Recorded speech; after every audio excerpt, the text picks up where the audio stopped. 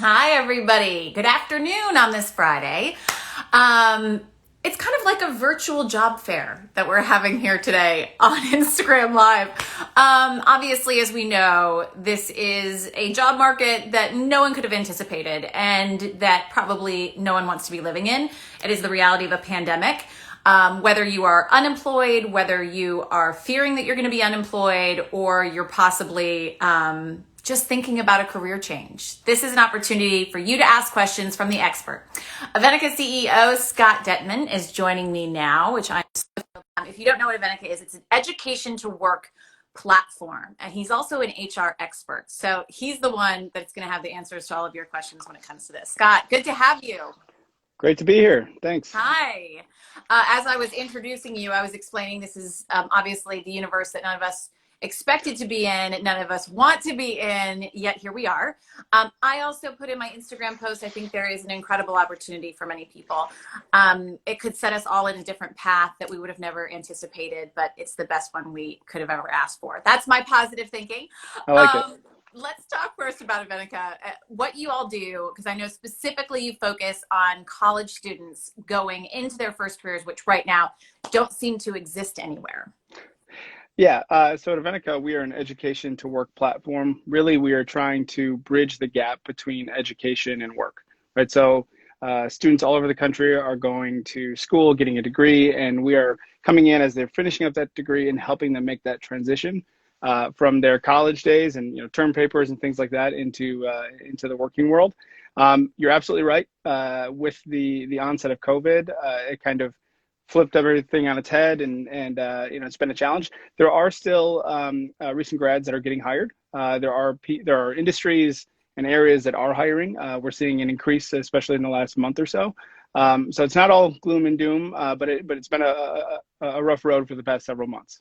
And let's talk a little bit about where you're seeing some of those placements, for people and not just college students. I mean, right now you're becoming more essential for pretty much everyone, any age group that is faced with a job loss. Where are you seeing, what are some of the industries where you're seeing actually there's growth? I was talking about this with my sister, where in really difficult economic times, there's huge job losses, but there are creations in completely different industries that we would have never anticipated. I mean, you take 9/11 and you look at what happened after 9/11, all of a sudden there are TSA officers at every single airport. Those are jobs that are created. I anticipate in COVID, that's going to be the case as well. Yeah, absolutely. Well, in sort of the short term, there's been a huge influx pretty much everywhere in hiring of contact tracers. So people that are engaging in the work of kind of identifying people that have contracted COVID, and then trying to identify who they've come into contact with and trying to trace all that back, right? That those are relatively short-term kinds of roles, but they're a good first step into a career in sort of entry-level technology. There's some good communication skills that are being leveraged, even some elements into criminal justice perhaps. But so that's certainly, we've seen a massive influx in that space. Beyond that, I'd say any industry that doesn't require a ton of person-to-person, direct contact interaction. Think of like the insurance industry, or like the back office, the business side of healthcare, the revenue cycle, things like that. Those industries have really, there's a major need there now, probably more than ever, because claims are up, and people have different questions about their understanding of what their benefits are.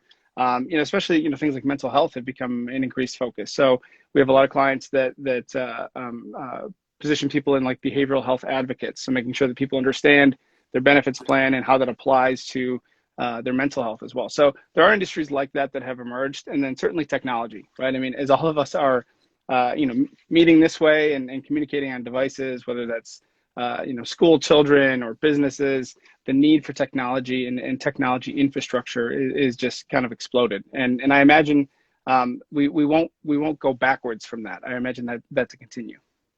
Where do you find those jobs? Where are the best places to, we can't go knocking on anyone's doors. We can't go sit in any job interviews. So where do we go?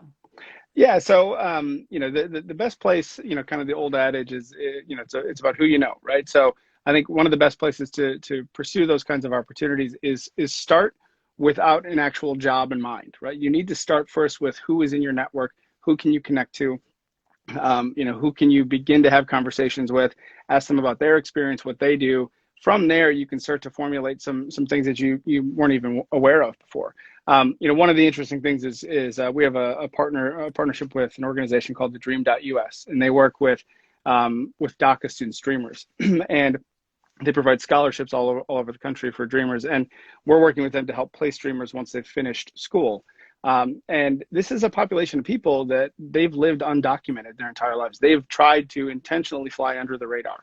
And so they don't have a network. Many of them are first generation college students. And so, one of the things that we encourage them to do is to start looking for anyone that you have a degree of shared experience with, whether it's alumni or some sort of group that you're interested in.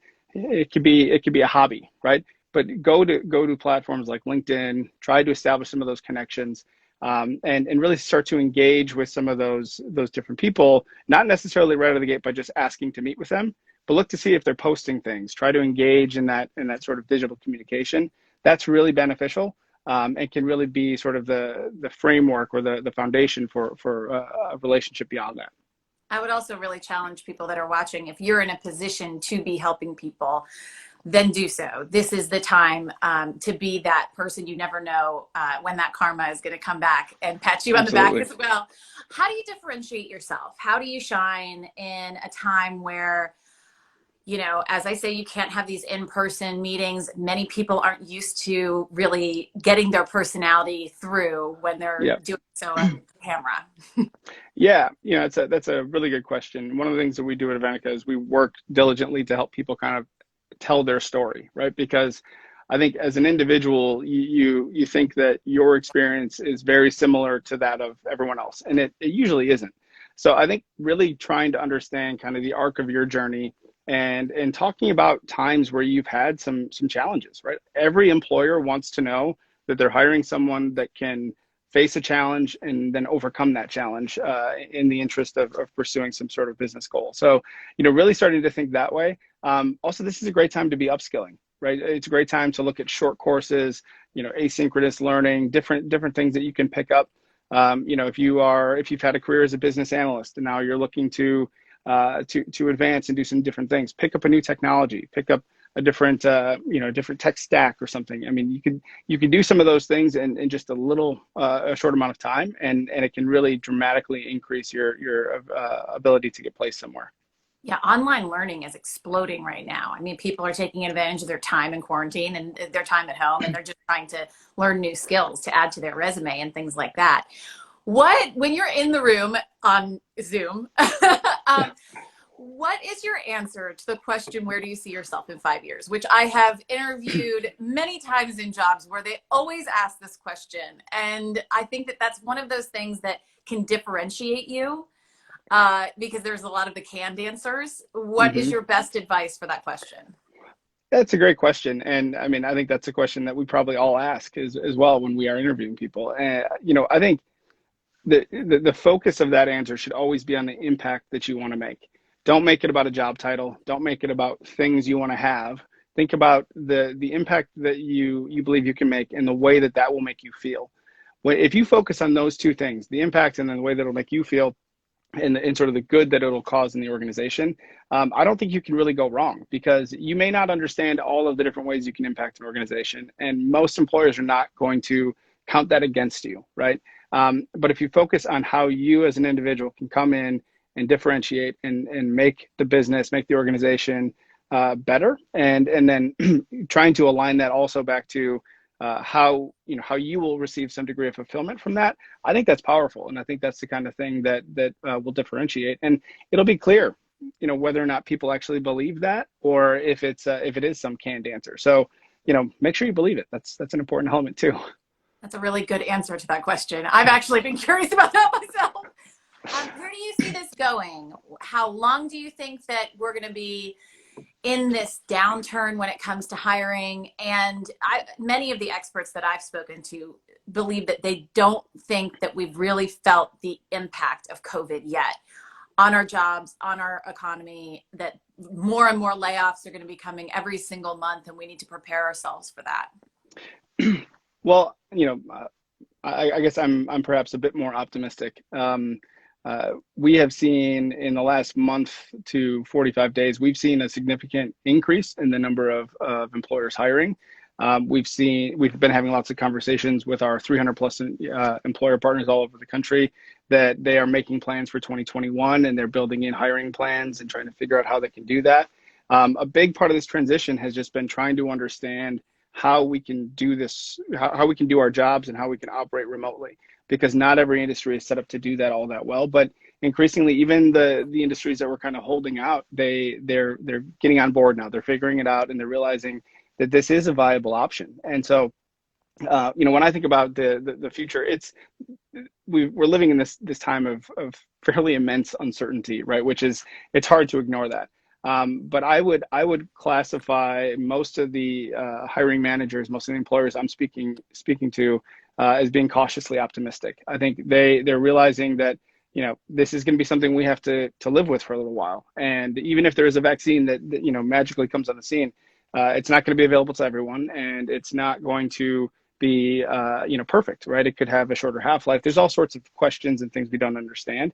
So I think cautiously optimistic in the sense that people are still going to need to provide services. They're still going to need to report growth in their business and do those things, and they're going to need people to do that. And I think even at sort of the executive level, there are a lot of organizations that are trying to hold off, but leaders and hiring managers are clamoring for support because they're working really hard. They're working long hours. They need more people to come do those jobs. And so I think little by little, that's going to start to have an impact. And I think we're going to see, it's not going to be huge leaps and bounds of growth.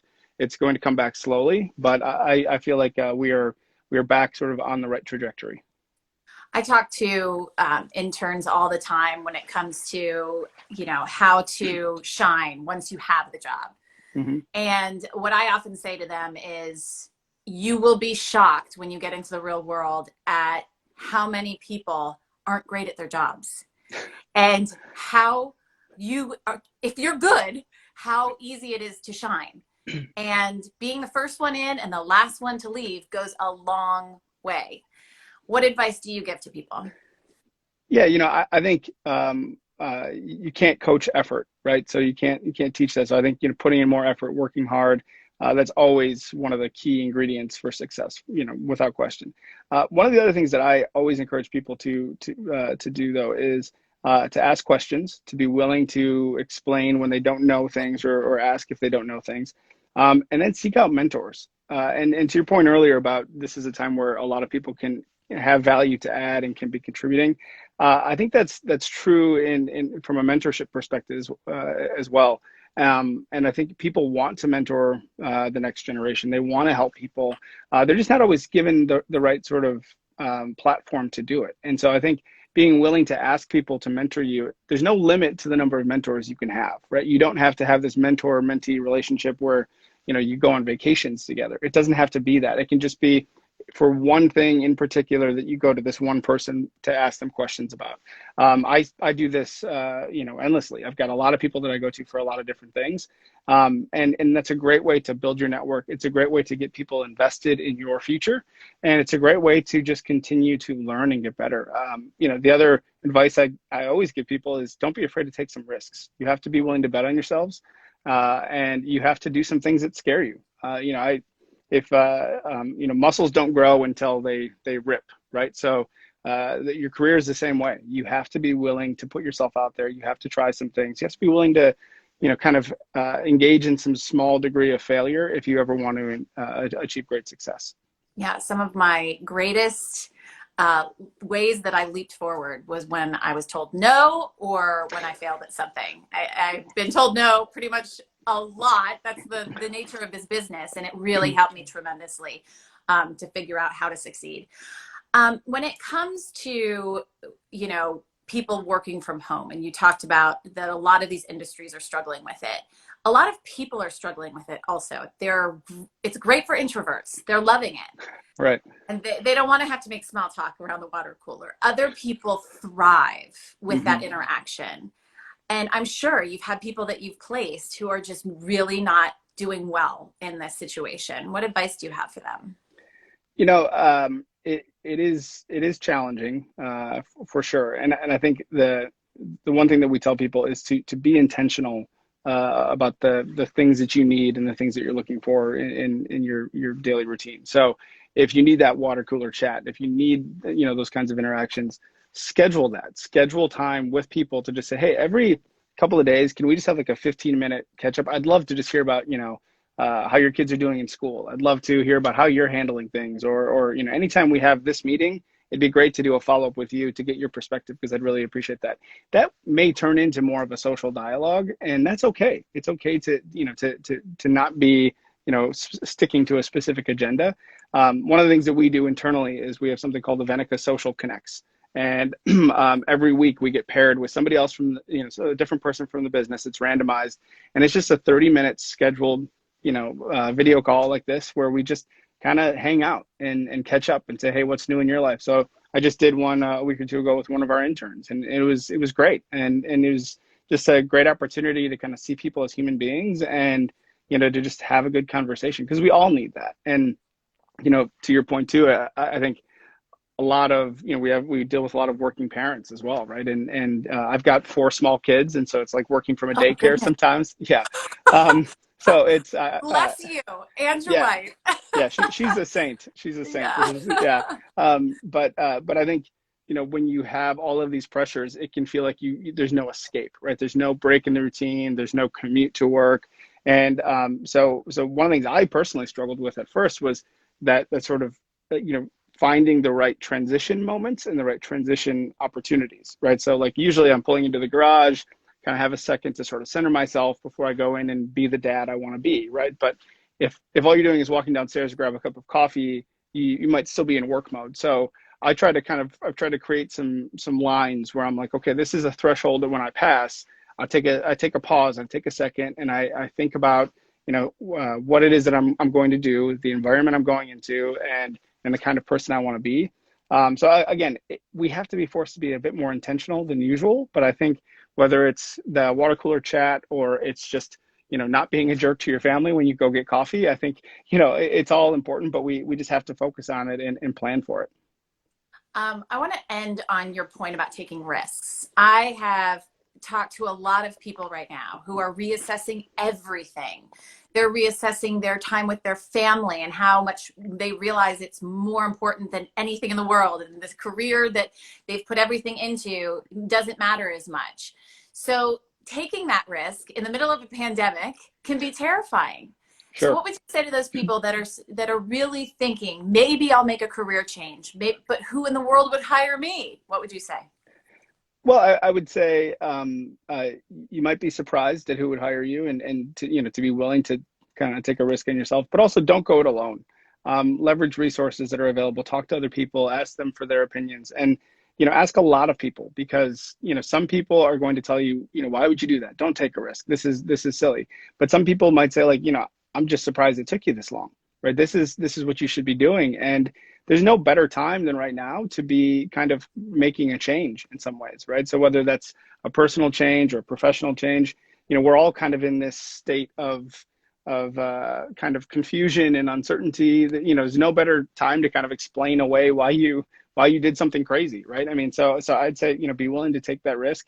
And, again, when it comes to the personal life stuff, understanding the value of that interaction, the social interaction with your family, and that quality time, and how that can make you better in your day-to-day work as well. I mean, with little kids, I mean, they are tenacious, right? They get what they want, because they will pursue it to the ends of the earth. And I think there's just this amazing confidence that they have that it's just going to work out if they just push hard enough, right? And I think that's true. I think as adults, we need to do more of that. We need to lean into that sort of kind of natural instinct a little bit more, to just kind of bet on ourselves. We only get to do this thing once. So, you might as well go for it. And this is as good a time as any, especially because people are willing to help, right? And I think that's the other thing. I've just been inspired and moved almost daily just by the little acts of kindness that I see in the ways in which people are willing to kind of just be a good human being and help other people out. And there's so much of that. And I think people are looking for ways to do even more. So don't be afraid to kind of rely on some other people as well. That's really why I was thrilled to have you on. I really believe, and that's what these IG lives are all about. I really believe that there is a positive spin to this. There are so many great things to come out of this. And you are a great example of Thank you. how you can give this great advice to people. If they want to learn more about what you guys do, can you tell us where they can find it out and all of that? Yeah, absolutely. Visit Avenica.com. That's Avenica.com. Also, follow us on any of the social platforms. We post a lot of different stuff. So we'd be happy to start a conversation. Scott, it was so great to have you. Thank you for your wise words, and Thank you. hopefully people will take them to heart. It was great to meet you as well, and bless your wife and those 4 wonderful children. Congratulations to you for surviving all of this with that. Thank you so much. This was fun. Take care. Bye-bye. Bye.